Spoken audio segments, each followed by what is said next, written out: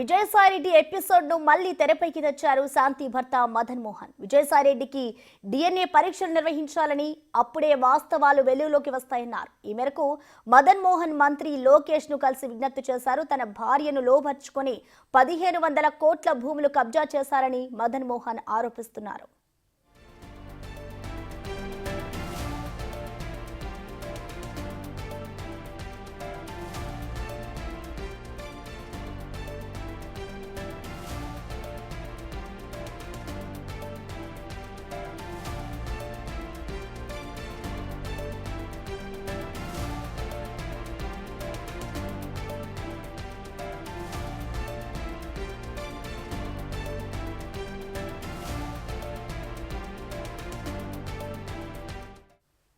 దీనిపై మరింత సమాచారాన్ని మా ప్రతినిధి అమరావతి నుంచి శివ అందిస్తారు. శివ,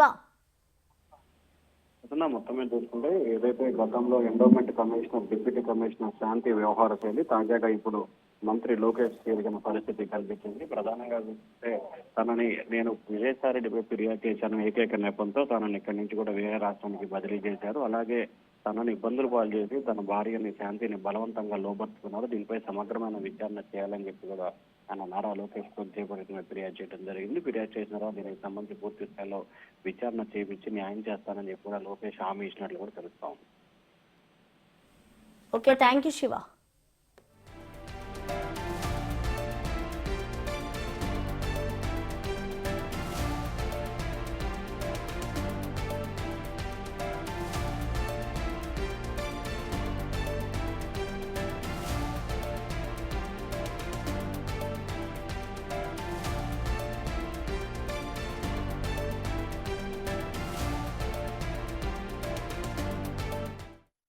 విజయసాయిరెడ్డి ఎపిసోడ్ ను మళ్లీ తెరపైకి తెచ్చారు శాంతి భర్త మదన్ మోహన్. విజయసాయిరెడ్డికి డిఎన్ఏ పరీక్షలు నిర్వహించాలి అంటూ కూడా ఆయన లోకేష్ ను కలిసి వినతి పత్రం ఇచ్చారు. మదన్ మోహన్ మంత్రి లోకేష్ ను కలిసి విజ్ఞప్తి చేశారు.